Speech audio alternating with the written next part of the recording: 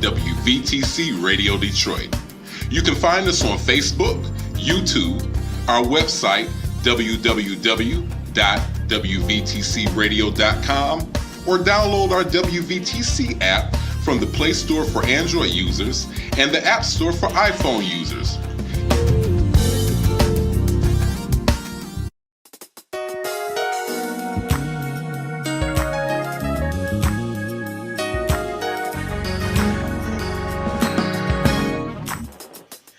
You are tuned to WVTCRadioDetroit.com, to the Sande Rose Show with your host, Sande Rose, where you'll hear the finest in gospel music, insightful conversation, and guests that will enhance you. The Sande Rose Show can be heard every Monday and Tuesday from 5 to 7 p.m. Eastern, 2 p.m. Pacific, live on YouTube. So get your pencil, paper, and shouting shoes and get ready for today's broadcast. Why not text a friend or tag a friend and tell them to listen too?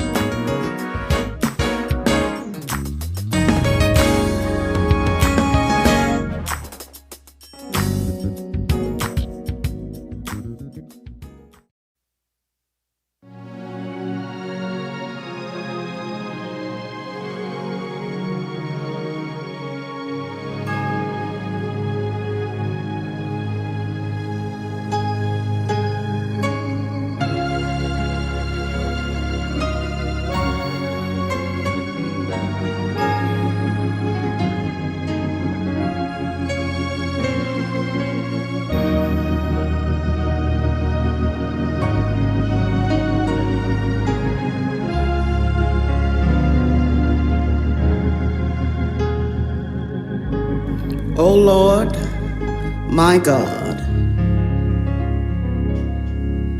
when I in awesome wonder consider all the worlds that thy hands have made, you stood somewhere behind the great, grand, and glorious hills of eternity.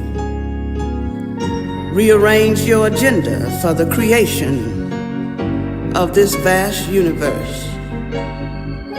You reached down with your omnipotent hand unto the great abyss of nothingness and threw nothing out into nowhere, and nothing became something. What a world we live in. Look at this world. It's gigantic and it's grand. Mountain heights with scintillating views, valleys scooped out by eternal hands, rolling prairies, running brooks, rippling streams blessed with gold, silver, diamonds, and all kinds of precious minerals. My soul sings when I look and see how God splashed a multitude of stars kissing the heavens like diamonds sprinkled against black velvet and hanging like trapezes from the roof of God's gymnasium. You placed the moon and announced for the world to hear, this is the queen of the night, and she has never stopped shining. The oceans, whose depths have to be measured in miles. The sun has never run out of gas. The stars keep coming out to play. The seasons still march in splendid succession. My God is real. He is from everlasting to everlasting. He even looked around one day to see what he had created and said, that's good. And one day, when he brings everything to consummation and a glorious fruition, when he comes with a shout of acclamation to take me home, what joy shall fill my heart. When he calls me, I will answer and I will bow in humble adoration, and my soul will say, how great thou art. For I know I have a house of many mansions, eternal in the heavens, up where Jesus lives, up beyond the atmosphere, the stratosphere, the exosphere, the troposphere, up where I'll never grow old, up to the streets of gold, up beyond the vicissitudes of life. And I will honor him as King of Kings and Lord of Lords, and simply say to him that is able to keep you from falling and to present you faultless before the presence of his glory with exceeding joy, to the only wise God, our Savior, be glory and majesty, dominion and power, both now and forever and forever and forever. My God, how great thou art.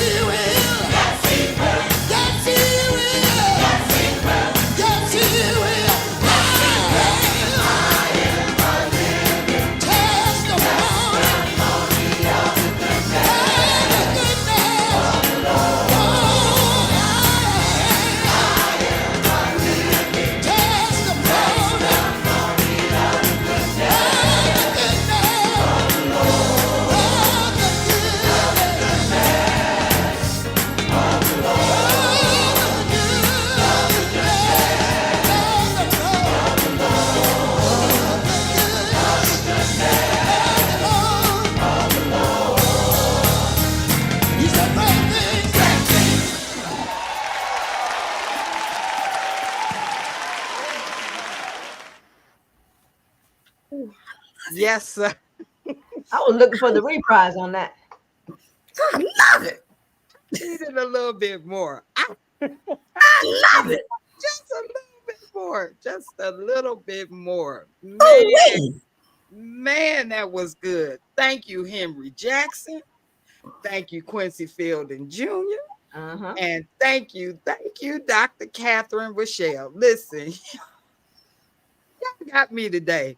Thank you. Thank you. I needed every bit of that. Every note. Every note. Every measure. Every measure. All the turnarounds. That's all the turnarounds, everything. All the turnarounds. I needed to shout from the audience. I needed all of that. I just want to say I appreciate you all. It was just wonderful. Wonderful. It was almost, I mean, and I thank God for these videos because it's like when you want to go to the church, you just go to the church, Right. And if you get yourself in the right frame of mind, it's just like you were there. Because I was just about to get up and go in. See, the next song would have had to been like Tony Lucas or something, Give me a good bump.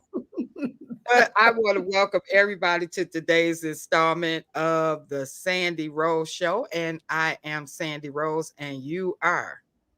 I'm Pastor Jackie. Good evening, everybody. Welcome to the show. And I am Teresa Acton. Good to be here.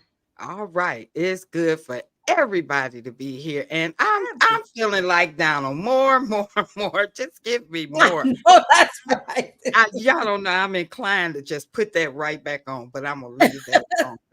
You I can go there all afternoon. Because see, what Sandy, first of all, you can't get any truer words. We are all living testimonies of the goodness of the Lord. And he's done what? Great things. Where at? In my life. I'm not talking, I can't testify. I can't speak for nobody but me. But in my life, he's done great things. And I stand up in court with my right hand on the Bible and let everybody know he's done great things. He's done great things.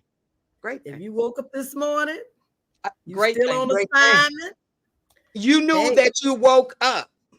That's great. And you knew it. I know that's right. And you knew you woke up. You woke up and you knew you woke up. Because some people I told the church Sunday, I told them on Sunday, I said, you woke up and you said, I'm woke. I said, you sat up. You said, oh, I'm able to sit up. You stood up. I said, you went to the bathroom. I said, without any assistance. But you knew that you were. I said, come on now, that alone. That alone is enough to thank him for. That's that alone. The rest of the stuff will take care of itself. That's enough. All we have to do is walk it out. Once he gives you the ability to wake up and you know that you have moving, this is intact, and this is intact. I'm good. I'm good. Yeah, that means you're equipped to do whatever come your way that day. You are equipped. You're equipped because you got up and you knew you got up. That's right. That's right. Yep. You are equipped.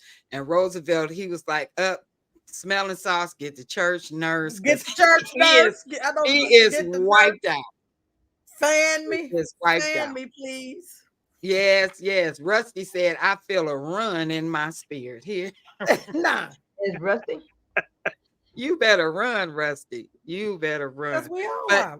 But we want to say, well, I want to welcome everybody to today. Did we go through that already? No, we didn't. Okay, listen. I want to welcome everybody. I got caught up into that song. I got caught up because that's just good. It's a great testimony, and that's what we're here for, to encourage people and to lift people's spirits. That's what we're here for today. I'm Sande Rose, and you are. Now we did that part though. That's what I said. That's what I think. We did the introduction. That's what I said.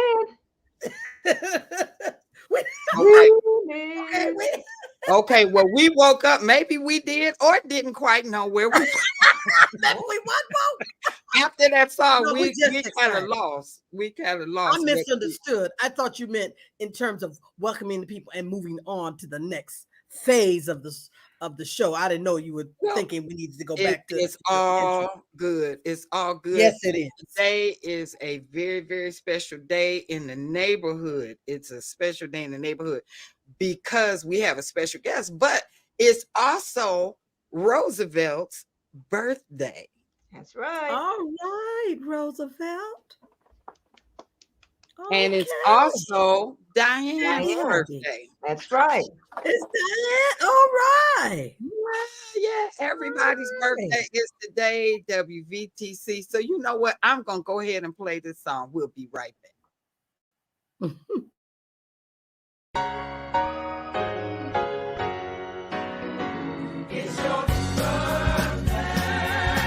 It's the day that you were born. It's the day your mama brought you home. It's a special day. Let us celebrate. Yeah. Happy birthday. Happy birthday. I'm gonna celebrate with you. And just celebrate. Tell everybody. Come on, y'all. Come on and celebrate on your birthday. Come on, y'all. Hey. And many more. All right. And that was especially to our family, Roosevelt and Diane. Happy birthday to you guys. I hope your day is just grand. Your whole season. And everybody who was born in September, we celebrated you at the beginning of the month. But listen, every day you wake up, I'm still celebrating my birthday, and it was in March. So don't don't play. You got a reason because you got to live a testimony. Listen, of the goodness of the Lord. That's right. So we But want can to I put a pin in here right there? Because I want to say a happy special birthday to who's a September baby. And he said, Jackie, you didn't put mine in. I forgot to put him in. My dear friend Ronnie Jenkins, there at Unity Baptist Church.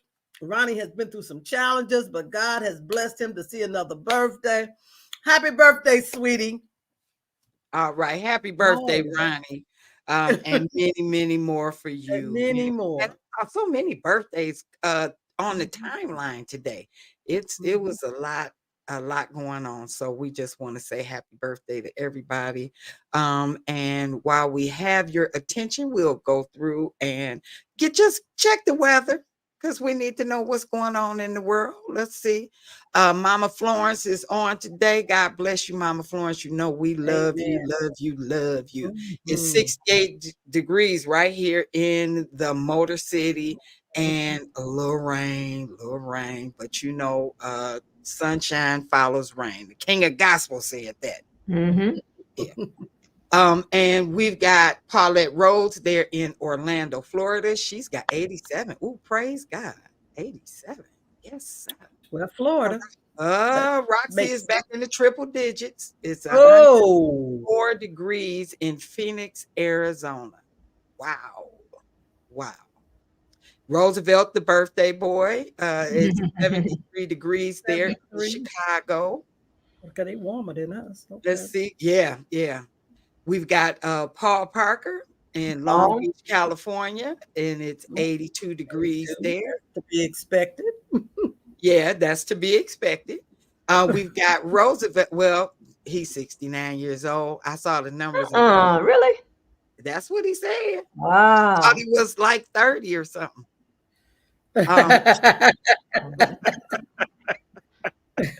Maybe Willie Mae, she says she's there in Philly and it's raining and 60 degrees there in Philadelphia. Chilly in Philly. Chilly in Philly. We've got Dr. Catherine there in Los Angeles, 80 and sunny. Ooh, yes, sir. And Teresa said that it is 83 degrees. Whoa. You got 83? And Yeah. y'all got it going on It's lovely here. in Kentucky. Yeah, gotta visit sometime. Come and see me sometime. What you say? Stop by and see me sometime. Yeah. Well, yeah, that's pretty good. Let's see.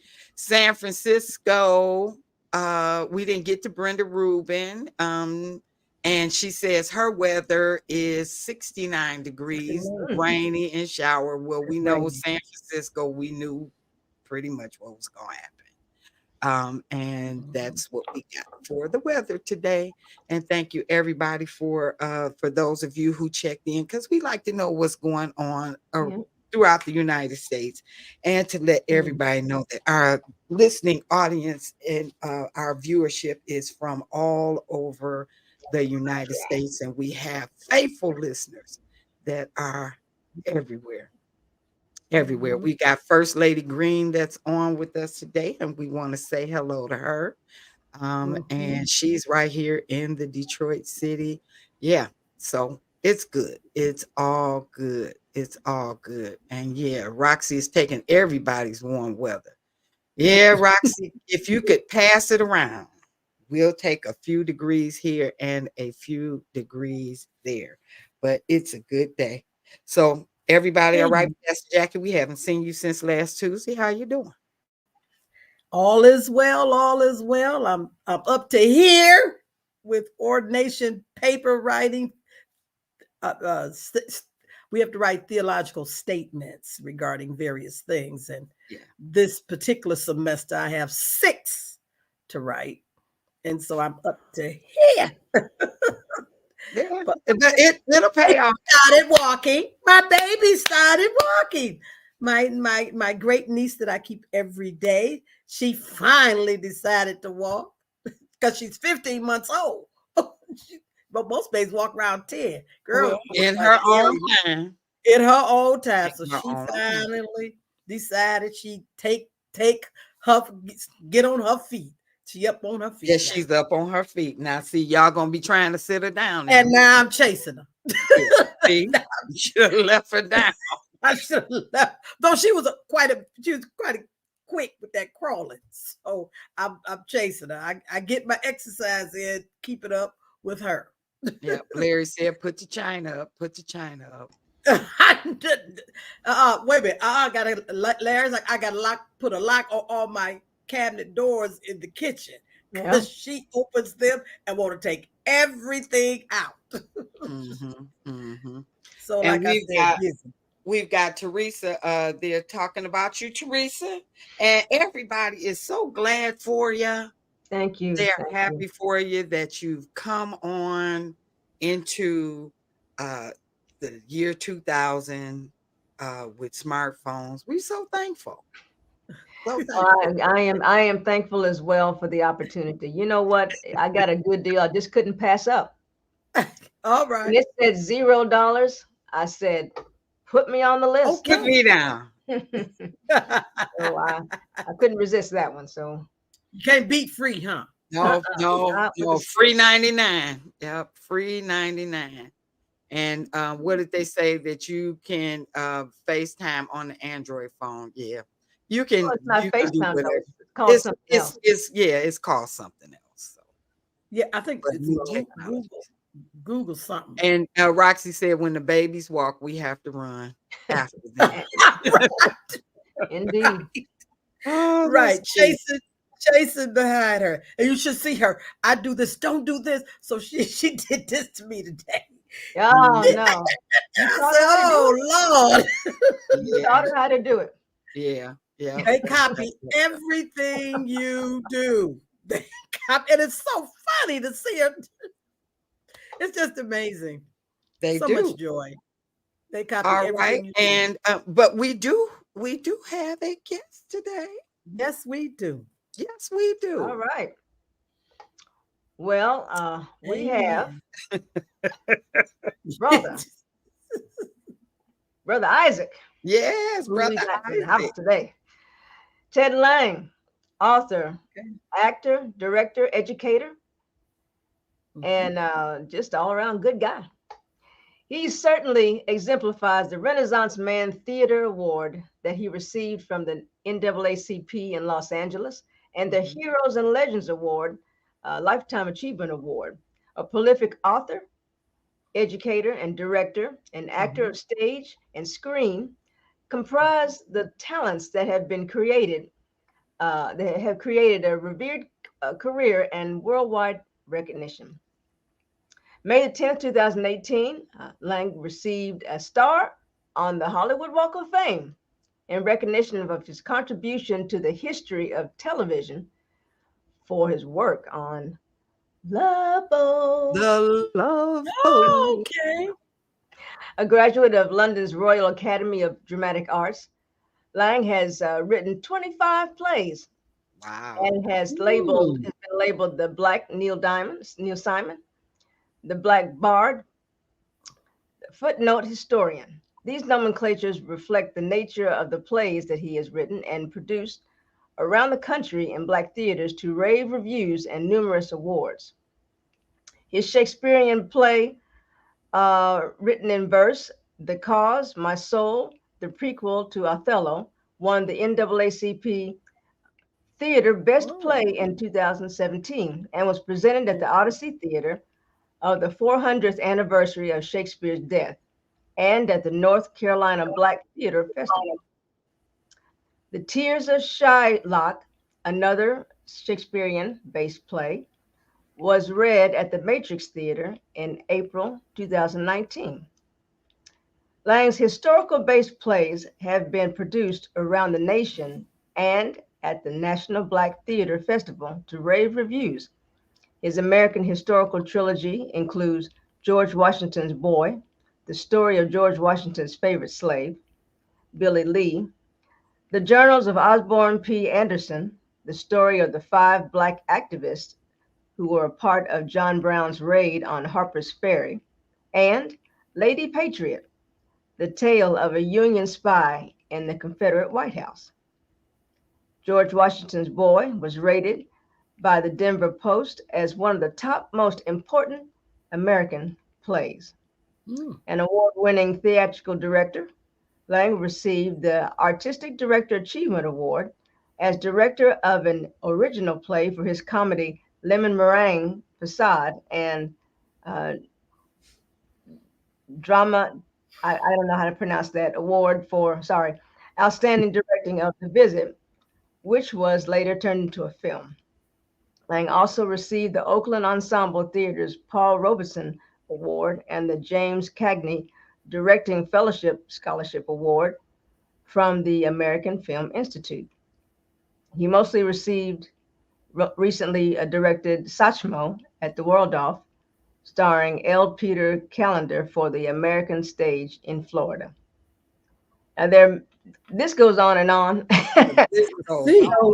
And no disrespect, but this is no disrespect, but this is an amazing individual. Amazing. I had no idea that he was more in the theater than what I saw. So I am so glad that he is a guest on this show. Let's welcome Ted Lange.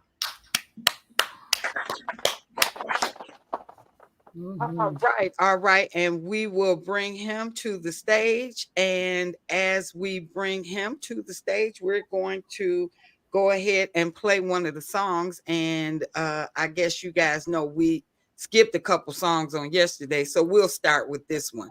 And Larry, listen, if nobody else wants this interview to go forth, Larry Whitfield is just about to lose his mind because Ted Lange is coming on this show. He has been nuts since we announced that he's coming on. It's like that's his favorite guy, so we are going to bring him forward right after this song. We'll be right back. This is none other than our guest from yesterday, Reverend Milton Bigham. We'll be right back after this.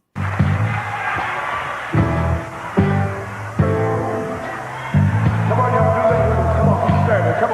Come on, everybody. Come on, you gotta do it. You're going back. You gotta go back a little bit. That's it. Come on. Come on, Jesus.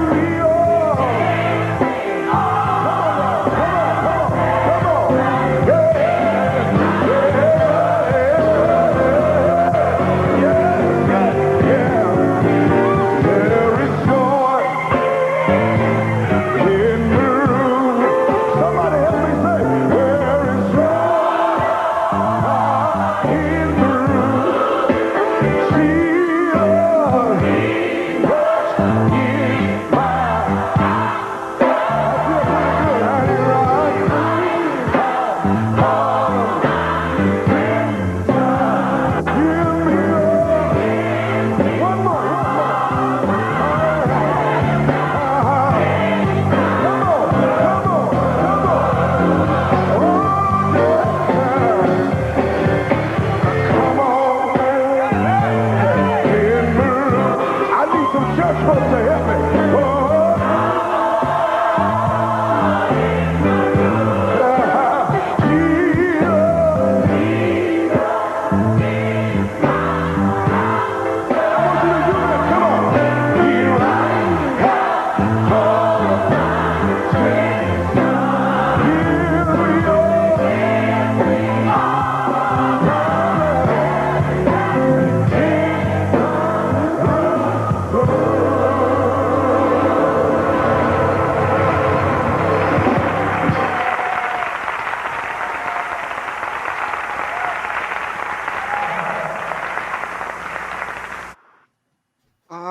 All right. Come on in my room. And we see want me? to say welcome to none other than Ted Lange. Welcome. Ted Thank you Lange. very much, ladies. Thank you, How are you? Teresa, for that long introduction. Thank you. Yeah, and you know what, and you know, doing a little research about you, I felt like Teresa did earlier. Who knew you did all of this? All of that. Just knew you I from the know. Love Boat, Isn't that one something? guy mixing a drink or two on the Love Boat, but we look for you every week. But Yeah. we thought that's what you did. And look Yeah, at that was back in the day. There weren't that many of us on TV back in the day. So yeah, I was doing other stuff the whole time. yeah, because we had no clue. Yeah. Hey, what happened to Teresa? I only see two of you. Well, Teresa had to go. She Okay. Yeah, she had to go. So Well, yeah. tell her thank you very much for that lovely introduction. All right. And everybody is so excited about you being on, and people and again, Larry Whitfield, you need to probably hire him to pass out some handbills or something, because he's like your biggest fan. Okay. Your biggest Well, thank fan. you, Larry Whitfield. I appreciate you, brother. Yeah. And I mean, I guess he watched this show. This was his show. And I mean, but it was everyone's show. It was everybody's show. Yeah. It was everybody's show. Yeah. We look forward to it. That's when TV was like clean, worth watching, you know. Yeah. We had a lot of fun. We had a lot of fun doing the show, and I made some really good, strong friendships. Mm-hmm. We're still friends to this very day with everyone that was on the show. Okay. All right. Yeah. And I know I read earlier somewhere where when you do something, they kind of come and support your plays, you know. Yeah. Actually, I put the fella that played the doctor, Bernie Coppell. Yes. He was in one of my plays. I did a play with the girl that was the cruise director. We did Taming of the Shrew together. So, you know, and then I'm going to be doing a play with Fred Grandy, I'm going to be doing that in January of next year. We're going to do a play together in Syracuse, New York. Okay. Amen. Yeah, so we're all still friends. You know, we're good friends. We love each other and we support each other. Amen. And that's wonderful, because you look at that, and we would think that you all were friends, and it's good that you're friends in real life, but you gel so well on that show, and I think that's why it was so successful. Because you just gelled well. Yeah, we did, and we had a good time with each other. And the great thing about doing a comedy is the set never gets heavy, you know, that you're always looking for the joke. And that keeps the day pushing through and light and fun to show up to work. Yeah. Now, did you know, although it was wildly popular, was that a good thing or a bad thing? Did you get stuck there, or? No, it was a good thing. It was ultimately a good thing because like you didn't know some of the play stuff that I did. But when I would go across the country and they would know who I was, and I would say, well, I have a play. Can I do it in your theater? I wrote a play, and they would go, well, we didn't know you wrote a play. And yeah, and so that would add another dimension to publicity for their theater and for me. So like I've been known around the country, for instance, in Detroit. You're in Detroit, right? Right. Right. Well, I did a play called One Monkey Don't Stop No Show in Detroit with Kim Fields and her mother, Chip Fields. We did it in Detroit some years ago. It was a very funny play, strong attendance by a Black audience, and we had a ball. We had a ball there. Yeah, we will go to a play here. Mm-hmm. But it reading your bio that you were into theater first. So how did you get to the Love Boat? Well, I started out when I was 18 years old. I was doing Shakespeare. I did Romeo and Juliet when I was 18. So you're a trained. From there, I said you are a trained thespian. Actor. Yes, I am. I'm a trained actor. So I did a lot of theater, and that eventually led me to New York. And I did some Broadway plays in New York. And then when I returned to Los Angeles from New York, I started auditioning for television shows. And I did a show called That's My Mama. Have you ever heard of that show? Yeah. With Clifton Davis. Right. And I played a character named Junior.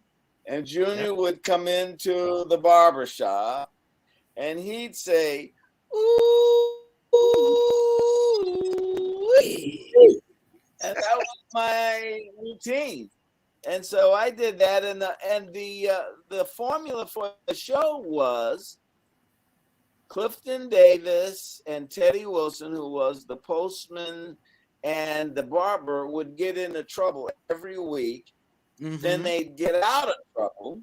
And then I would come in and I would say, you know how you think you got out of trouble? Well, you didn't. It's even worse now. And so then I would leave and they would try to figure out another way to get out of trouble. So it was kind of my initiation television was That's My Mama. Teresa Merritt, Clifton Davis, Lynn Moody. Yeah, we had a good time. Yeah, and we had a good time watching. People are chiming in saying, "Yep, I watched that show too. I watched that." I mean, those were all the shows. That was back in the day when we all watched TV together. Right. We had 4 or 5 channels, so we all watched it together. Yeah, that's right. Well, that's the show that led me to Love Boat. Okay. Because people saw me on that show and they gave me a chance, so I had to grow a mustache because I looked really young. And if you remember on Love Boat, I had a mustache. Right. Like this, and only wasn't gray, it was black. Of course, my hair was black too, but that's a whole nother story. And so that's what led me to Love Boat, was doing the series That's My Mama. Yeah. Pastor Jackie, you have a question? Yeah. First of all, sir, I've enjoyed both shows. As growing up, our family, we sat down when the time came. It's 7 o'clock and 7:30. It's boom, time for love. Click on, and we all sat and watched it. When TV was clean and funny. Now it's rated X. Now, TV. But sir, I know it's amazing to meet you now. But let me ask you this: in your extensive career, what has been the most challenging thing for you to deal with? Has it been because I'm a Black man in theater, or what? The most challenging. Well, we're talking about 70s and 80s, so some people might not realize the obstacles we as people of color had to face. Mm-hmm. So, there was a lot of racism going on, but you couldn't call it racism because, of course, if you say, hey, that was something racist, they would deny it. And how do you prove it and all of that? And they would come up with a logical explanation. So my job as a performer was to make sure that I didn't do anything. That's it right there. There's me. Mm-hmm. I tried to make sure I didn't do anything that was against grain for people of color. Okay. I thought of myself as the hero, so I tried to do things that the hero would do, because there were a lot of young Black people watching me. That's right. And taking notes on how I worked in the scene. And I was very fortunate that the other actors that were in the show with me understood where I was coming from and supported me. Okay. Because sometimes the writers wouldn't support me because they would write something because they thought it was funny, but it wasn't necessarily funny to a Black person. Do you know what I'm saying? Mm-hmm. So we would change things around. I would change things around so that I tried to come off as a positive influence in the 70s and the 80s for Black folks. And that's one of the reasons, like you talked about me writing all of these plays. One of the reasons I started writing plays is because I didn't have a chance to do other kinds of characters that I would have liked to have done. Wow. So, and the characters were so simplistic on television or in the movies. I wanted to do something a little more complicated, a little more interesting. So that's why I started doing Shakespeare in the theater, and then I would write for the theater because it was easier to get a play produced than try to make a movie. The movies were very expensive, whereas doing a play in Hollywood was less expensive and more, for me, much more interesting as a performer.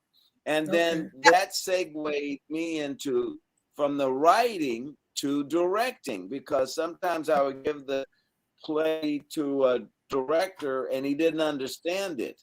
And so I'd have to explain stuff. So then I just decided to direct the plays that I wrote, because that way, I was getting my vision of what the play is on the stage. And being an actor, it was easy communication with me because I understood, the actor's problem. For instance, right now I'm in San Francisco and I'm doing Death of a Salesman. And I'm working with the actor L. Peter Callender, who he and I worked together on Satchmo. We did, there he is. We did Satchmo together, and now we're doing Arthur Miller's Death of a Salesman. And so he and I are on the same wavelength for an actor. So when there's problems with us presenting the play, I'll make a suggestion, he'll get it, and it becomes easier. So it's I'm having a fun time here in San Francisco. You can see my lovely room. In San Francisco, directing Death of a Salesman. It's a lot of fun. It's a good show. Drama, very heavy drama. Where did you get, especially in the early years, where did you get the funding? Because plays are pretty expensive to put on. How did you get funding being a Black guy early on, They're less expensive than a movie. A movie might be $500,000. That's a cheap, inexpensive movie. A play could be $25,000. Now, when I was doing Love Boat, I was making a lot of money. Praise the Lord. Not enough, not movie money, but I was making stage money.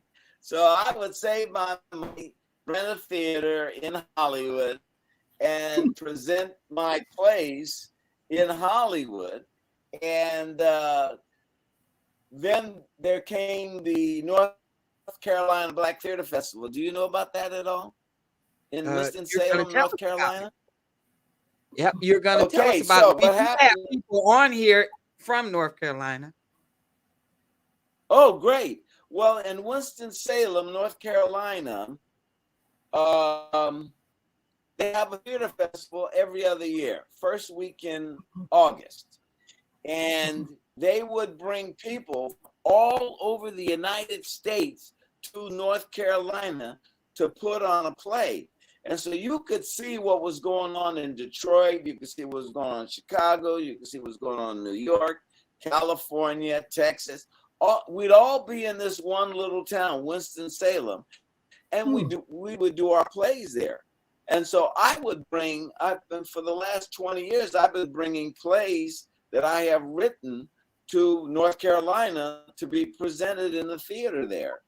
And some of the plays have won awards, and they're always well attended because particularly my comedies, Black people love my jokes. So I'm not, I'm going with the joke. And but we had a lot of fun. We would do theater there every other year. I'd come there and I would do a play. I'd bring a play, and I just did Satchmo at the Waldorf with L. Peter Callender, and I'm taking that this coming summer to North Carolina, and we'll do it in North Carolina this coming summer. So if you're available, if you're near Winston-Salem the first week of August, come see me, say hello, and tell me you saw me on Sandy's show and Jack was hanging out. Yeah, that's right. That's right. And now we had Teresa mentioned a play that you were in, or a play that you did, and it was called George Washington's Boy. I don't know if I would have struck out to go watch that. Can you give me a little insight on that play? Because that name is wow.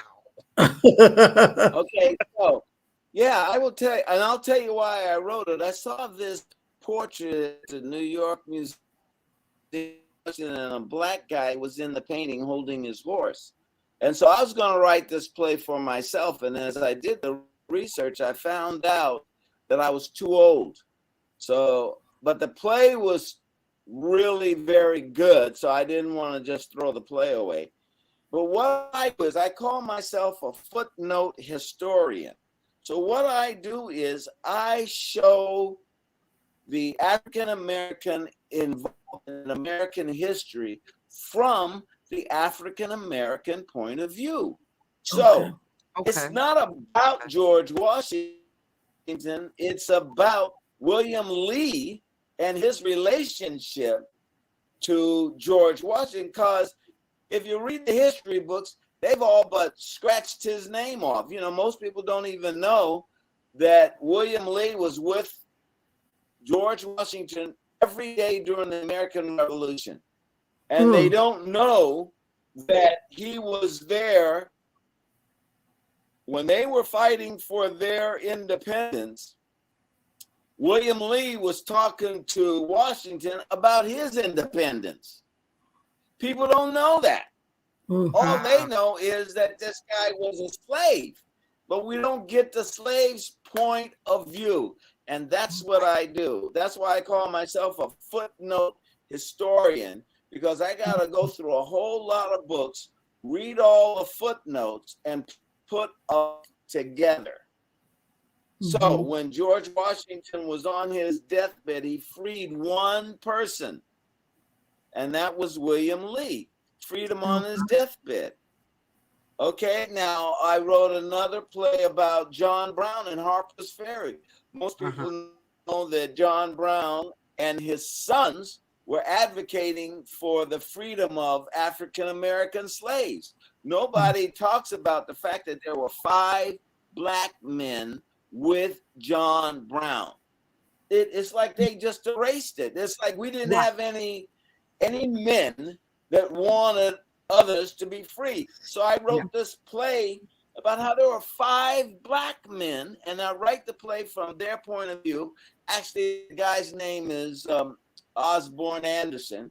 Osborne Anderson was one of the 5 black men at Harper's Ferry. Now, during the raid, they killed 2 black men. The first day, they captured 2 black men and hung them with John Brown, and 1 black man got away, and they refused to acknowledge this. But Osborne P. Anderson got away. Later, he wrote a book. Tell the story. And they discounted it. It's not true. He wasn't there. But the Brown family will tell you that Osborne was there. Okay, and to show you how racist the situation was, when they hung John Brown, they tore down the scaffolding because they didn't want to hang a black man on the same scaffolding as the white man. Can you believe that? Believe that? That's all in my play. You know, they tore down the scaffolding, built a new gallows, and then they hung the 2 black men. Then they tore that down and built a new scaffolding for the rest of the white men they had captured. That's all in my play. Even in death, they didn't want nothing to do with you in death. Yeah.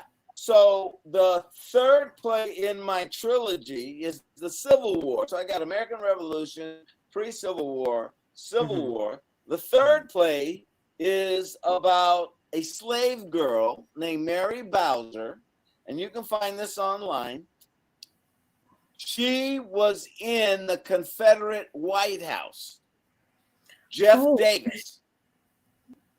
She was in the Confederate White House. So the president of the Confederacy thought this little black slave girl couldn't read and write, and she was a spy for the Union. Nobody talks about that. We had a spy in the White House, in the Confederate White House, little teenage girl who was educated. She could read and write. Her name is Mary Bowser, and you find her in the history books. So I wrote a play about her from her point of view, being in the Confederate White House and how she used to slip the information to the Union. And what she would do is she would bake bread. She'd find out the information, put the paper in the bread, and give it to her contact. Now, nobody talks about this. Nobody talks about this, like, they kind of like brush it under the rug. They don't want to hear, it's like a Republican. They don't want to hear any of that stuff. But that's why I write my plays. I write my plays just so I can piss off some Republicans. Good job. Yeah. 2 thumbs up for that. 2 thumbs up for that. I mean, wow, that is, and so I'm a footnote historian, and you can find my plays on Amazon if you're interested. Okay. Wow. I mean, I'm interested. You made me interested. Yeah. Exactly. It's another hidden figures. Yeah. We have been a hidden figure in so much. Yeah. That's why they're closing down the libraries in Houston. They don't want nobody to know. Did you hear about that? In the high schools in Houston, and it's not just them down, making them. Florida. Yeah. So what I do is I write plays that bring the Black experience to life historically, they're 90% accurate. You know, the only thing that I might add drama to the scene, you know, but the information is 100% accurate. That's accurate. And then I go around the country to different theaters and I do my plays. And Donald asked, he said, thank you, Mr. Lange, for bringing forth important, accurate history of Black people. If you have not already, have you submitted your footnote discoveries to the colleges and universities? Yes, I did the Civil War play at Fisk University. We did it in their chapel, which was built back in the 1800s. So we did that play there. I did it at another university where the Confederate White House is in Virginia, in Richmond, Virginia. I did it there. But I've been trying to get more colleges interested. I also did it in Florida, Florida State. We did the George Washington play there. But, you know, these times are changing and it's hard now to focus them on, you know, historical things that don't make the white man the hero. When the Black man is the hero, they have a little problem. That's and right. My whole thing is making the Black man the hero. We're the hero. Yeah. William Lee is the hero, you know? Yep. And you see, and this is all true, by the way, you see his influence on George Washington. You know, because Washington did a couple of things, and William Lee got him to see the other side of a situation. And that's in that play. So yeah, but they want to make like George Washington was the all-knowing father, hero, other thing. No, he wasn't. And Lafayette, who was one of his soldiers, was talking to George about freeing his slaves. You know, he was French. He understood what was going on. He talked to William Lee. He said, "Don't worry, we're going to get him to free you." You know, that's what he says, and it's in my play. You know, Lafayette said that. Yeah. And you know, there are so many characters out here that did that. Just like I was watching something the other day and it had Jack Daniels, and Uncle Nearest was the one that actually taught Jack Daniels how to make. Okay. Yeah. Yeah. You know, and who gets the credit for that? Jack Daniels. Jack Daniels. That's right. That's right. So and Roy said ever since the governor outlawed Black history, more of it seems to be coming forth. And that's kind of what happens when you want one thing, you try to stop something, it just magnifies or puts the light, shines the light on that particular thing. So that's fantastic. What we're going to do right now, Ted, we're going to go on a break, and we will be right back. And we want everybody to come back. Keep your questions coming in the chat for Ted Lange. More gospel music? Yeah, more gospel music. That's what we do here. That's what we do. And this one is from Chicago. This is all the way from Chicago. This is Cosmopolitan. It's brand new, got washboards, everything on there. We were looking for Richard to put the washboard on here. So we will be right back after this. This is the Sande Rose Show right here on WVTC, the Internet Gospel Radio Station. Congratulations to WVTC Gospel Radio, as they are again the recipients of the 2023 Stellar Award for Best Internet Radio Station of the Year. Many thanks to our viewers. Keep watching as we are winning victories through Christ.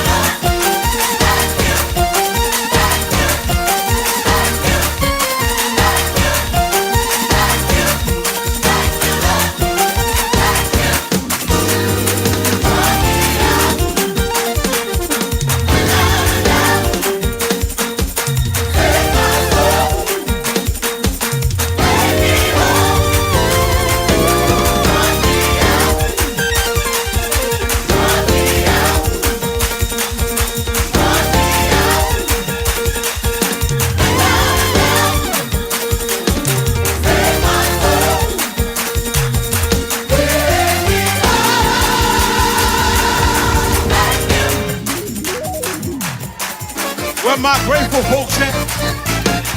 Anybody grateful in here? Open up your mouth and just tell them thank you. If he's been good to you, just tell them thank you.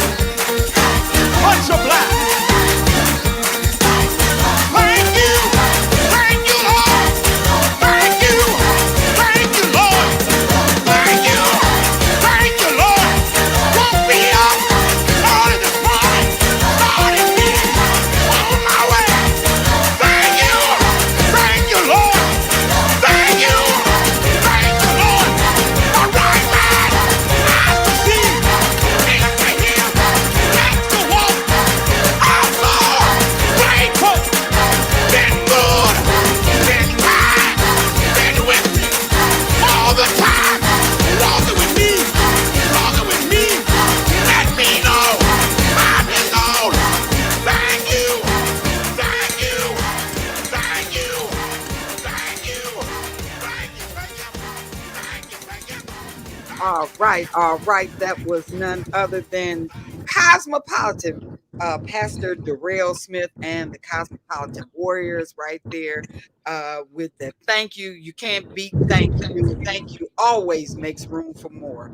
And we want to be a group of thankful people, and we thank God for what He has done. And we thank each other for what we've done. Sandy, can And I we tell have, you this? yeah, Sandy, can I tell you this? yes.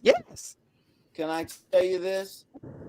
I'm getting ready in February to do a play called Inherit the Wind in Syracuse, New York, at a theater called the Red House. And I like to direct things for Black people or to include Black people in it. And so what I've done is, in a section of the play, they have singers. And I changed that to they have gospel singers. Okay. We know a lot of them. To do the play, and it's got a gospel feel to it. It's called Inherit the Wind, and we're doing it at the Red House Theater in January in Syracuse, New York. Amen. And you know, just like the history that you've been telling, we know that gospel music is an original American art form. It was founded right here in the United States by Black people. And this is our music, and we want to keep our music, and we keep our Black music going. And right here, we love gospel music right here at WVTC gospel radio station right here in Detroit. But we are here with none other than author, actor, director, and educator Ted Lange. And most of you might remember him from The Love Boat. we were in the studio yesterday, and listen, we sang the whole song. Oh my goodness. We sang the whole song. And Larry had a comment, and I'm going to see if I can find his comment. He had a comment about the music, because the theme songs back then were something that, especially us being musical, we paid close attention to those theme songs. He said, coming from a musical family, the theme music was phenomenal from The Love Boat. And I mean, people are still singing it. They still know it. These new ones that come out, we don't know the words to any of it, but we can sing all of this. Yeah. So yeah. Now, when you were on The Love Boat, now did you find yourself were you like recognized all around? I'm sure. All over the world. All over the world, and particularly with places that had large Black populations. Like we went to Cairo, Egypt, and so they laid out a red carpet for us to walk into the hotel. And as I'm walking into the hotel, this brother grabs me and pulls me off And he says, "You're not going in," because everyone, the crew and the guest stars, they were all white. So this Egyptian brother pulls me off and takes me to another section of the lobby. And what the black people there had done they had gotten a room ready for me, so I didn't even have to check in. Okay. So they grabbed all my bags. All these Egyptians, they loved the show. They grabbed my bags and they took me to this room, and this hotel room. And I got inside and they said, Isaac, watch this. And they opened up these shutters and it looked out onto the Great Pyramid. Nobody else had a room like that. My room looked out onto the Great Pyramid. And so, yeah, I got, people were so, particularly black people at that time, because there was so little of black people on the air. I would get special treatment sometimes when I was in foreign countries where black people were, particularly in South America. That was the other spot that I would get preferential treatment. And in Spain, the Spanish were crazy for my character. They loved it. So yeah, it was an international hit. It wasn't just an American hit. It was international, and people were really very nice to me. And I like people. I enjoy people. So I had a good time. Wow. And we can really appreciate that. So Teresa had a question. She says, does Ted take his own troupe for his plays, or do you use local talent? It depends on the budget. If they don't have a budget in the city they're in, or they have a minimal budget, I will use local talent. Now, if they do have a budget and I can bring in my people because I want them to get paid, then I will bring in my people. In my troupe, I have what I call the Ted Lange Repertory Company, and they're actors that I use all the time that know my play, they like my play, and they're wonderful actors. So I will bring those actors, but I have to make sure that they're paid. So it just depends on the budget. If they don't have a budget, then I come in earlier. I come in like 4 weeks earlier. I'll cast it and rehearse it for 4 weeks, and we do it with local talent. And then if I only have like a week, maybe 2 weeks tops, I'll bring in my own actor. They build the set, and my actors will do the show. So it just depends on where the theater is and what kind of budget that they have. Okay. And we got a comment. You still look good, Ted. Now, is this our favorite photographer? Have you changed your name on us? Comment back in. She said you still look good, Ted. You still look good. Wow. Well, thank you. Thank you. But it is, so was it difficult to transition back after television? Because I know you did a lot of directing on television as well. Some of the shows that you directed, you directed episodes of The Love Boat. Yeah, I directed episodes of The Love Boat. I did another show called Are We There Yet? I did a dozen of those. And then I did, Byron Allen had 2 television shows, and I did a large, about 60 episodes of his. He had 2 television shows. One was called Mr. Box Office, and the other was called The First Family. And The First Family was about Barack Obama. Only it was. So no, it's not hard. It's just, it's like knowing when you're playing baseball, you have to play it one way, and you're playing football, you have to play it another way. So, you know, once you learn the rules to the game, no, I actually love doing it, and I love going back and forth, you know. And I really like actors, and for me, it's fun to see an actor when he gets the character, when he understands the character, and he brings that forth. That's a lot of fun for me, because it means that we've got a strong production. Yeah. Now, is any of that you? Meaning, you know, how many characters can you pull out? It's like, you know, being schizophrenic or something. But you know, you pulling out different characters. Is any of it you? I would say only 95% of it is me. That's enough. That's enough. It's me. It's you know, you put yourself in the position of the character, okay? Yeah. And then what happens is, it's like it comes from the universe. It comes from the dialogue. You put yourself in that position, and I don't have to struggle with what to say, because the information just comes down into me, and I just write it. You know, how can I explain this? It's like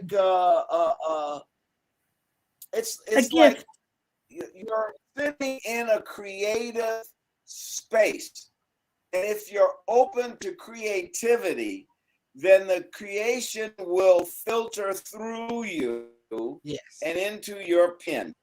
And then you just, all you got to do is write it down, and it's going to be right. So you get a download. Yeah, exactly. I do the research, and then I put the characters in a situation, and then the information comes in. Well, in this particular situation, this is how they would talk, and that's what I do. So what would William Lee say to George Washington on his deathbed? And I have this speech that William Lee tells George Washington what the real deal is. Whoa. You know, how not everybody is supporting his dream. Not everybody. You can see it right now. That speech was, you know, when you look at Trump, he's not supporting the dream. He is actively dismantling the dream. And that's actively. What William Lee, actively dismantling the dream, because like most white men, he wants power, and he don't care. Power and money. Power and money. That's what they're interested in. And so that's where he's been going the whole time. And so then these other people are lying when they say, well, he's got great policy. No, he didn't do nothing. He messed up COVID. You know, he's not. He built up. We had because of what he did, and which I'm really surprised nobody ever sued. But I mean, we didn't get notified for COVID, so there was over 1 million people dead. Yes, because you're actively being. Mexico's going to build the wall. Nobody called him on that. Michigan didn't put in one dime. We did, and then he stole money. He stole the money from the wall. That's on record. That's on record. You know, and they still on record. So they didn't. Yeah, and so what I do is I have this black man tell the father of our country what the deal is. Wow. Because we all as black people understand it. We all understand it. It's just a question of they won't believe us. But that doesn't mean we don't understand what's going on. So what we'll say is cops are killing us. Nobody shoots a suspect 6 times. Right. You know, nobody shoots a suspect 6 times. Right. They don't even do that in the movie. They shoot him 1 time. He gets wounded. He goes down.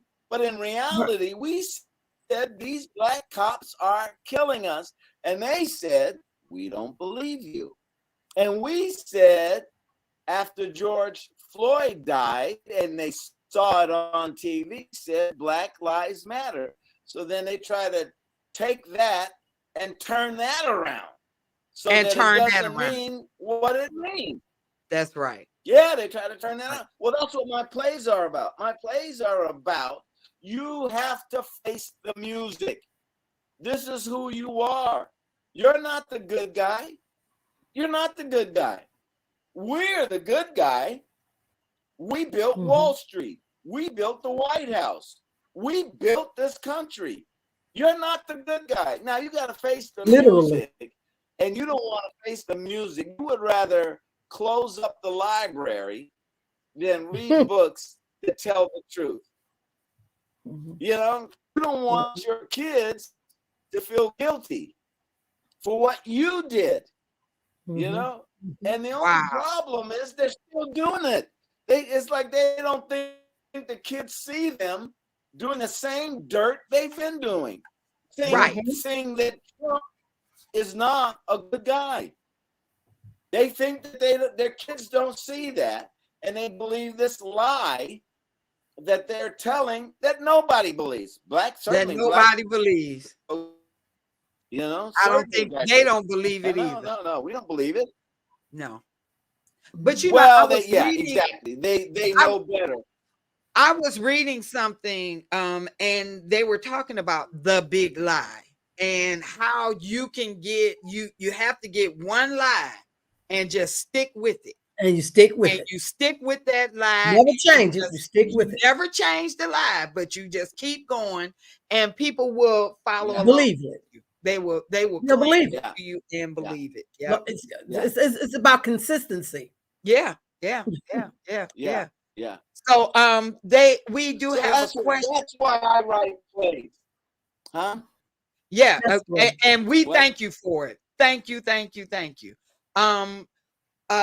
Did you attend school with the Pointer Sisters? Now we know you're from Oakland, California, and the Pointer Sisters are our girls. So did you have other famous people around you from your own hometown? Were other people around? I went to high school with the Pointer Sisters. Okay. I did plays in high school with the Pointer Sisters. Wow. And then when I got Love Boat, I wrote an episode for the Pointer Sisters. Now, this is how I had to do it. Sandy, let me tell you how I had to do this. Because all of this, we do 3 stories an episode, and the stories used to be 3 white stories. Right. So we had an Asian executive at ABC TV. And so I went there and I said, I have an idea for an episode with Isaac and the Pointer Sisters. And I know they're not going to want to do this, but I want to ask you, do you think, here's the treatment, read it. Should I develop this? So the ABC executive reads it, and she says, yes, I like this. She says, go back, give them the script, and then I will okay it when it arrives at the network. So I go to the executive producer and say, I have an idea for Isaac and the Pointer Sisters. And they said, who are the Pointer Sisters? Wow. Wow. Can you believe it? Yes, I believe it. Yes, I believe it. I believe it. So then they're still saying, who is Aretha? Songs for them. Huh? I said, they're still saying, who was What? Aretha? I said, we believe you. Oh, listen, Aretha wanted to do our show. Aretha wanted to do Love Boat. And they kept saying they were going to use her, but they never did. But anyway, so I said to them, I got a story. I said, I'd like to use the Pointer Sisters. So they said, okay, I tell you what, we don't think the network is going to approve this, but we'll send it in anyway. And that's all I wanted them to do, because I already did the legwork before. So I said, okay, wrote the story. They sent it in to the network approves. And that's how I got them on the air. That's how we were able to do this story about the Pointer Sisters playing these three girls on the show. And But yes, I went to high school. We watched all of the shows with anybody black on. Like if the Love Boat, if they said child of black people, we would be like glued to the TV. Show us more black people. Show us more black people. Now, Larry brought up. He said the episode that you did on the Love Boat with Scatman Crothers when he did Hambone. How exciting was that? Oh, that was fantastic. Because you know what happens is the actors sit around between shots and we talk about different things, politics, movies, that sort of thing.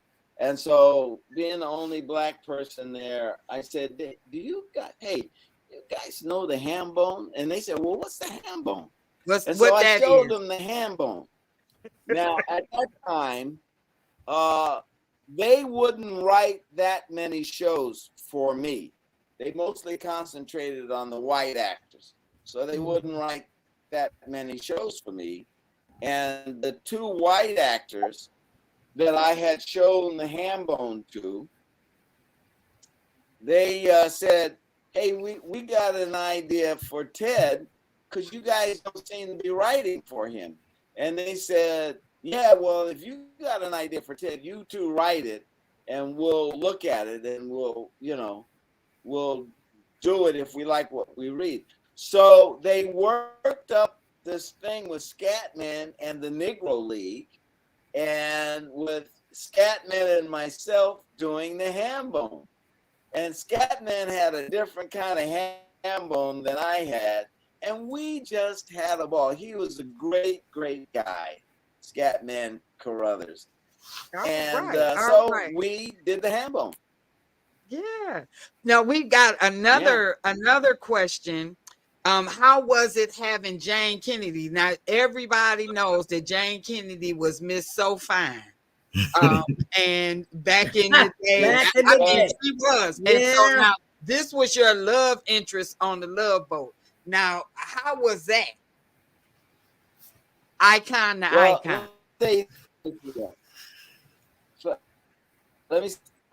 When I was in film school, I went to film school to learn directing.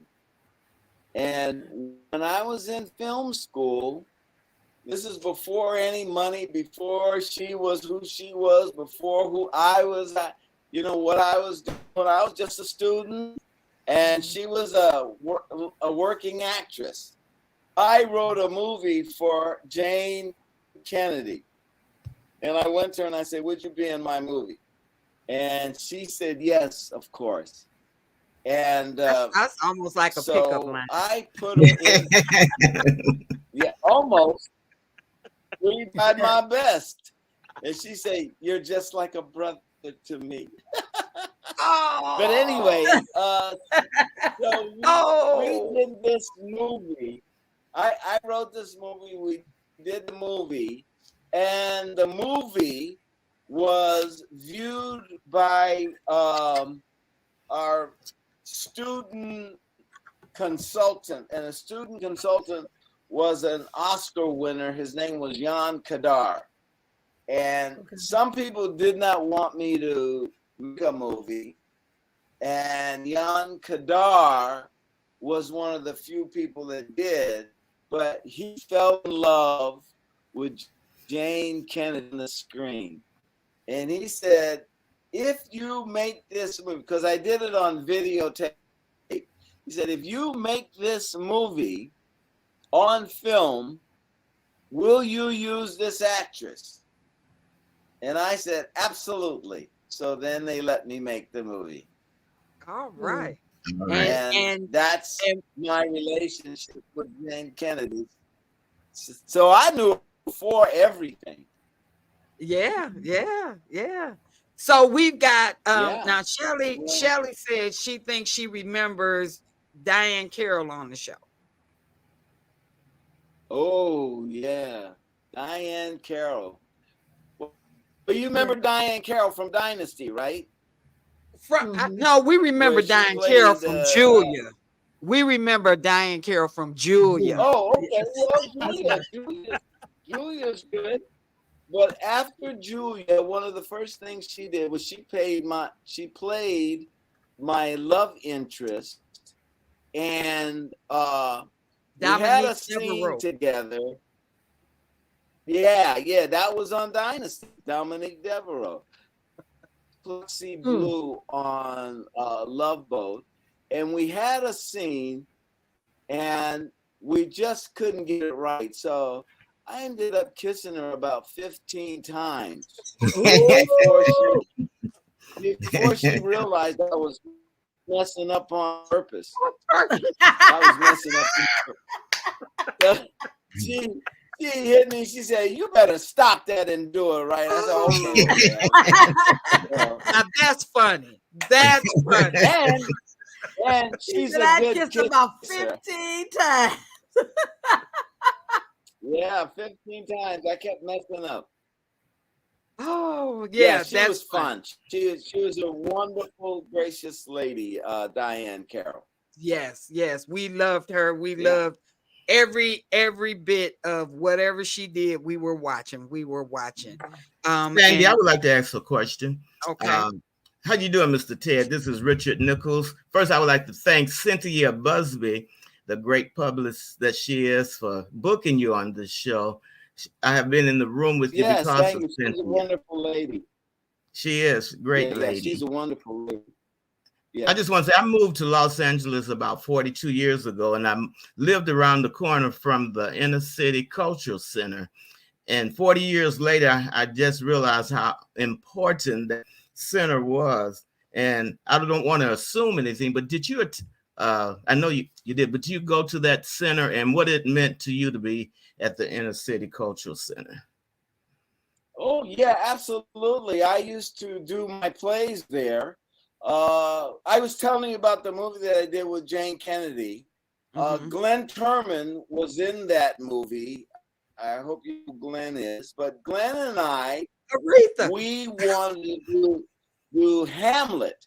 So I did Hamlet down at Inner City Cultural Center. And we had a great time because, and what I did was I tried to make it relevant for Black people so that they could understand what was going on, even though it was Shakespearean dialogue in iambic pentameter.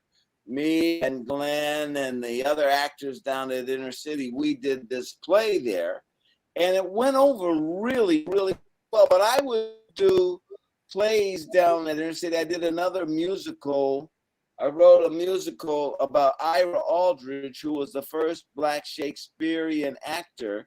And then what I would do was I would offer to actors for acting an acting prize of $1,000 each.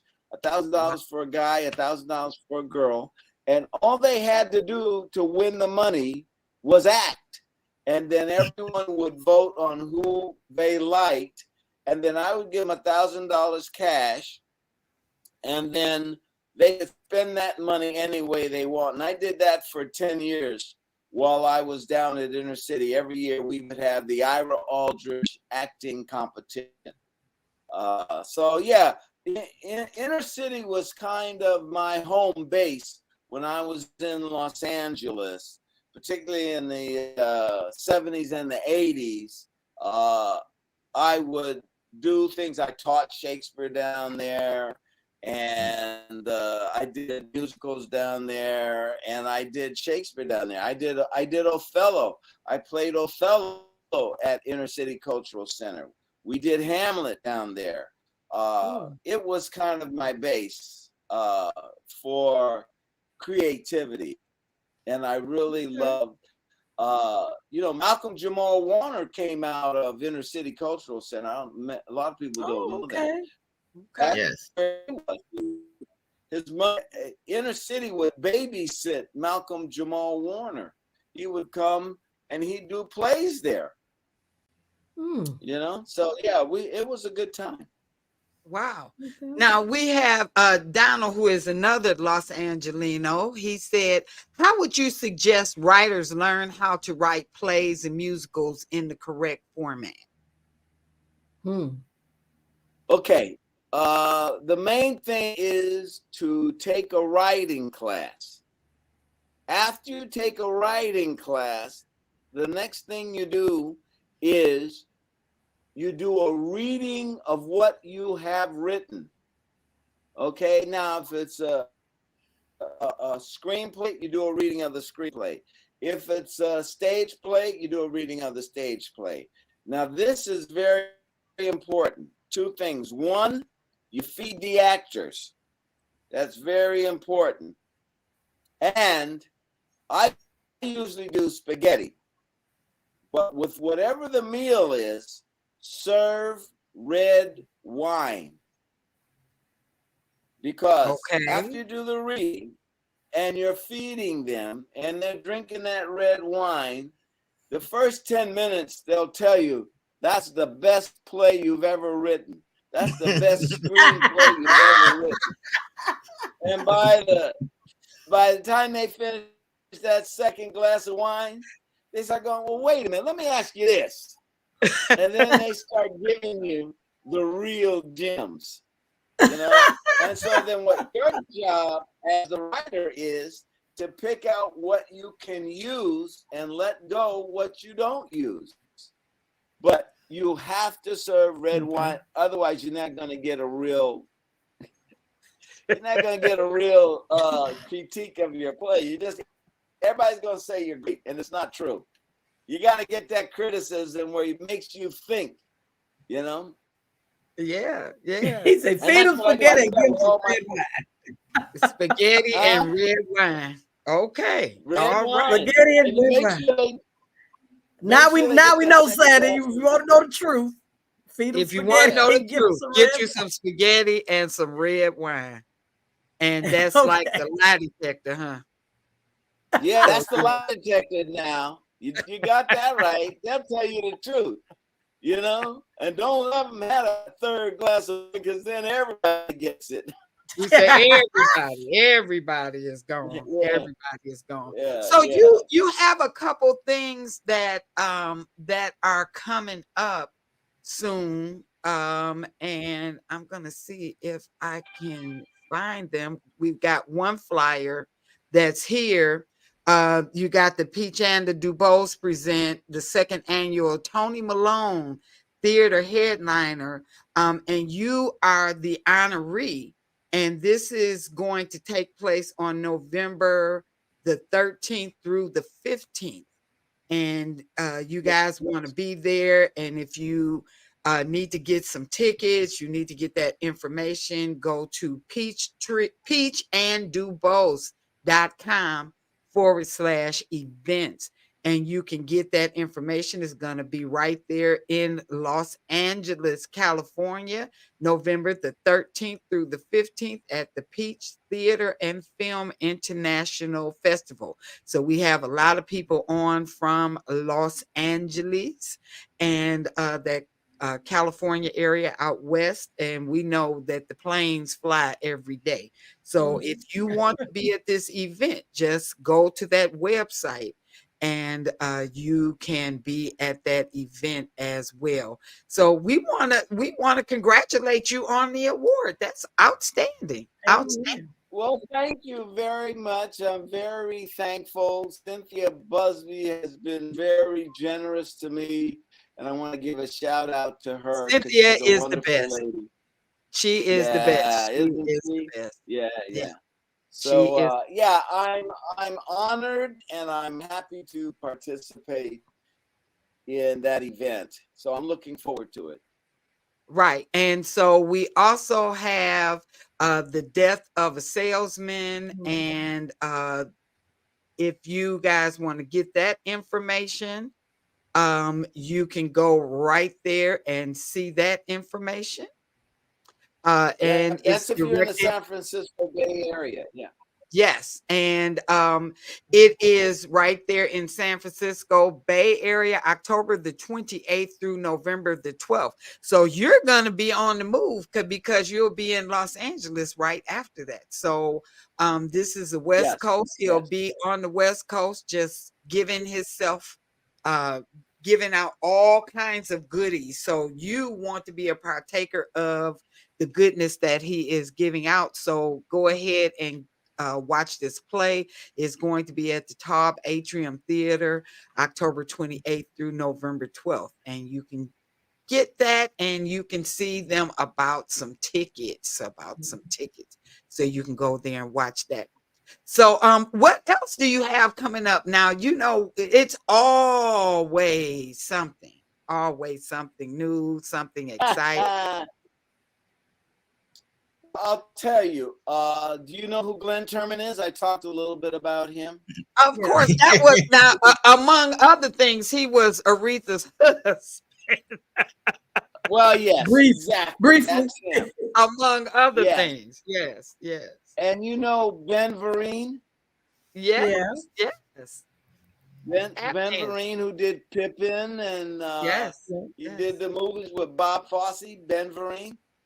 Yeah. One of my first direct. Well, the three of us used to run around when we were in our 20s. The three of us ran around New York together, you know, trying to be actors.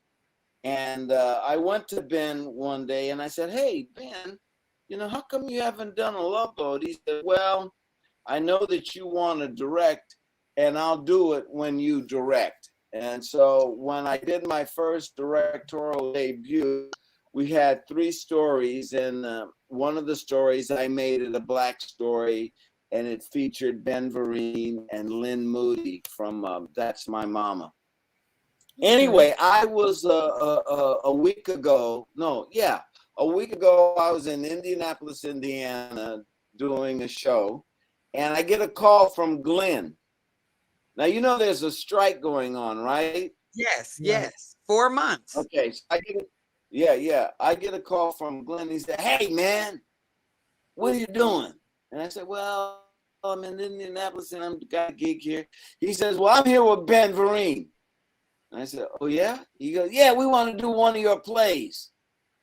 So I said, "Well, I got a play about 2 elderly Black men, actors, and the play is about being a Black actor in the 70s and the 80s and dealing with racism in Hollywood and racism in New York.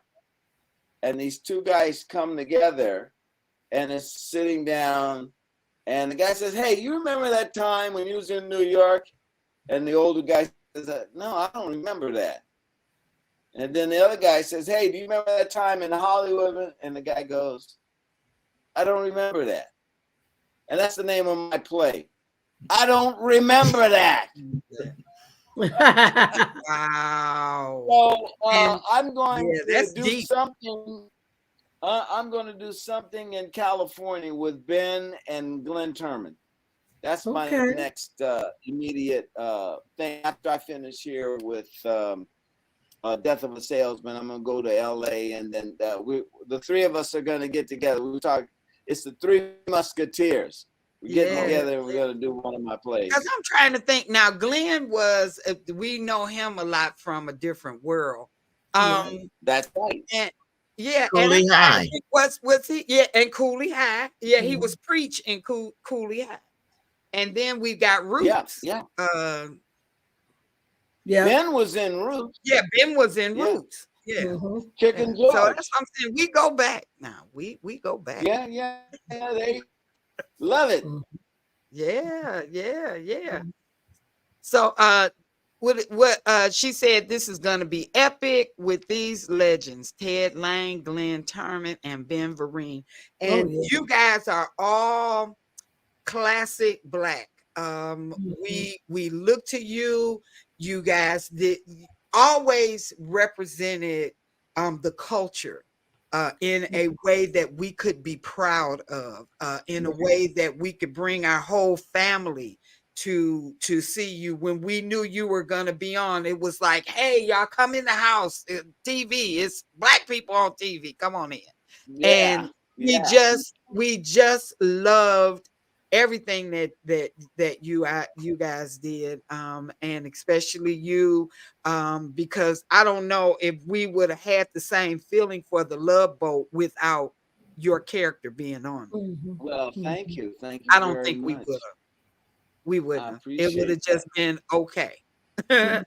Yeah. But I once you appreciate got on that. there, we knew. So what we're gonna do now is go around. We're gonna have round robin. We didn't introduce Richard.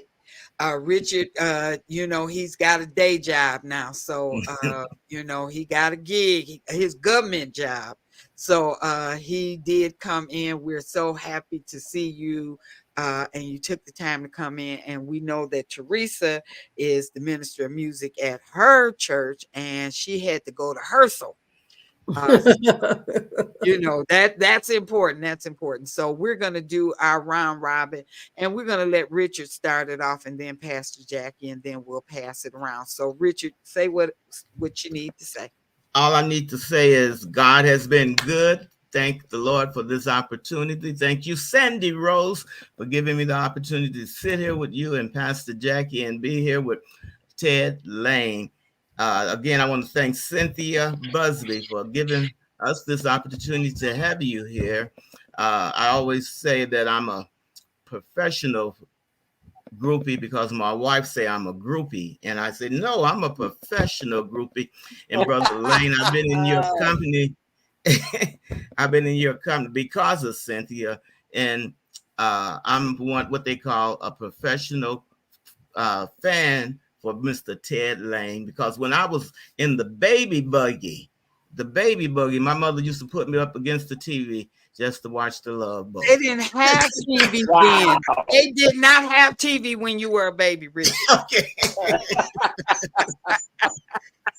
But thank you for coming. Yes, they did. It just had a round screen. Oh, that's going back. And we had aluminum foil. Yes. So we can get them signals. I know that's right. And we got the Star Spangled Banner every night. Every night. When it went off in the air, flight.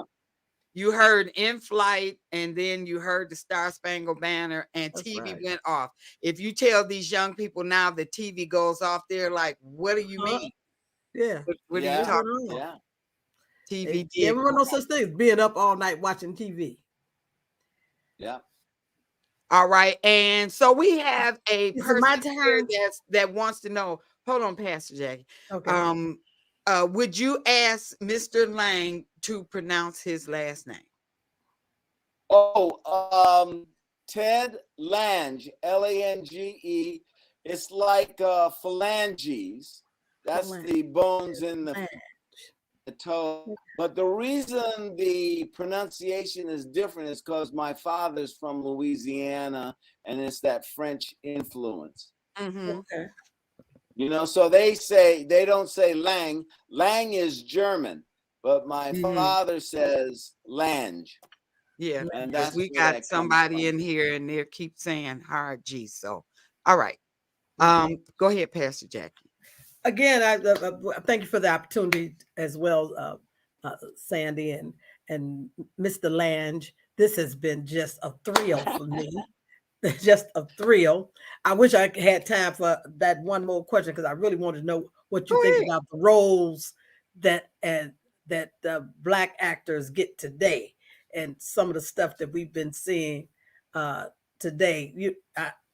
I just don't know what to think sometimes. But anyway, it is awesome to have you today, and I hope I can get a chance to see some of your stuff, because you do historical stuff. And that's important to me. Yes. God bless you, my brother. Thank you so much. Thank you so much.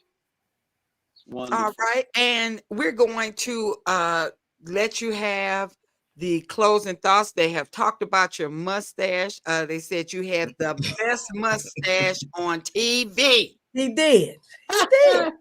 The best mustache on TV. Right. Yeah. Right. Well, thank you. Thank you Yeah. very much. Yeah. You want closing thoughts? Is that what Yes. you're saying? Closing thoughts. You can say whatever you want to say. Well, I'm so happy to see women in positions of command, and that you guys are opening the doors and making people think. And it's wonderful that the ball has been tossed to you. You don't shy away from what your thoughts are and how things are going. But the women have always been there for us. And I think more often that we should appreciate your contributions to us as men and to the society as a whole. Because sometimes it gets overlooked and it shouldn't be. Oh, well, that is awfully kind. That is so kind. Yeah, That's awfully kind. We didn't expect that. Right, right. Thank you for the women. We love See you. that, Sister Sandy? Yes. Ted Lange say you all right. All right. All right. So we must be all right. If he said we're all right, we must be all right. But we want to say thank you. Thank you to you, Ted. We want to say, and I mean, thank you for just coming on and telling your story, because we would not have known the depth and the breadth of your accomplishments had you not come on here and told us. We would have just saw Isaac the bartender, because that's all they would allow us to see. Yeah, that's all they let out. That's all right. they let out. That's right. Yeah. But and we tried, when I was making the transitions, I tried to get some play to let people know I did these other things. That's all they would let out. So there's, all I can do is keep moving forward, and keep doing what I'm doing. And now, because of that, I've written a lot of plays. I've directed a lot of television. Yes, you have. Yes, you have. Yeah. So yeah, so it's good. It's okay. I'm not mad at anybody. Well, we as just long want as you they to pay. keep doing it. Yeah. All right. Well, I will. He'll live in he got a living testimony. He's a living testimony. He's a living testimony. That's right. He is a living testimony. And we want you to, we want this show to just go out so that people will discover what you've done, your accomplishments, what you're about. And you're all about that history, and I'm a history buff. So, if you're documenting for the culture, we just love it, love it, love it, love it, love it. So we want to say thank you. All my plays are on Amazon. So if you want to read them and get some historical facts that you wouldn't find otherwise, you can go on Amazon and order my plays. Okay. All right. Cool. And we want everybody to know that you heard it from his lips, that you can go on Amazon and pick up the plays. Just look for anything with his name on there and just buy it up. Just buy it up. We have to support each other. And especially, this is not for a bunch of foolery or slapstick. This is actual history that our young people need to know about, so that they can be proud of themselves. And I think they take away our history so that we have nothing to be proud of. So we thank you for documenting it. Thank you for the research that you do. And thank you for getting that download and putting it out to us. So we really, really appreciate it. Thank you, everybody, for tuning in. We love you, and there's absolutely nothing you can do about it. Night, night. Night, night. It's Night, some night. more Thank you, everybody. Good gospel music right here, Ted. Night, night. Elder Rudolph Stanfield. Night, night, everybody. Thank you so much.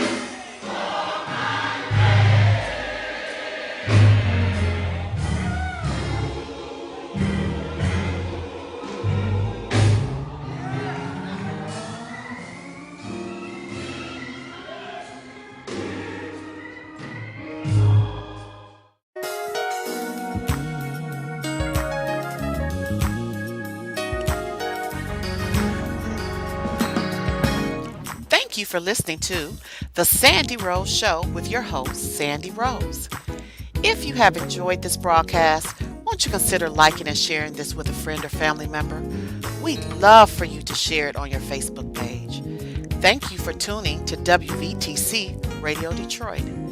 Remember to like and share this broadcast with a friend. We are WVTC, winning victory through Christ.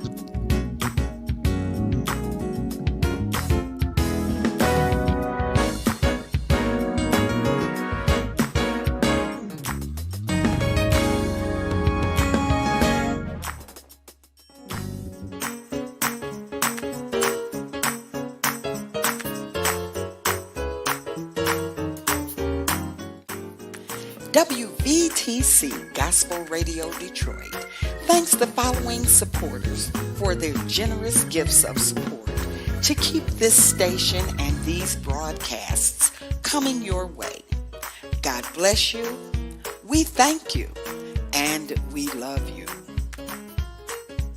This is WVTC Gospel Radio Detroit.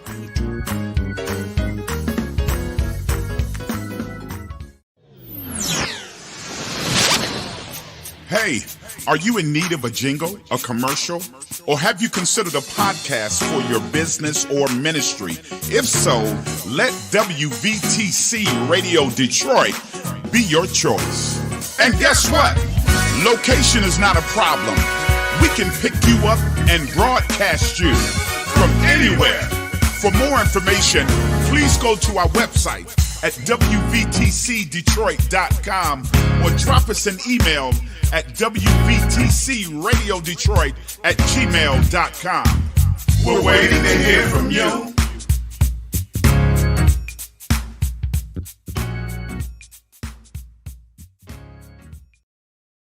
You're listening to WVTC Gospel Radio Detroit, and we're flowing in the Spirit.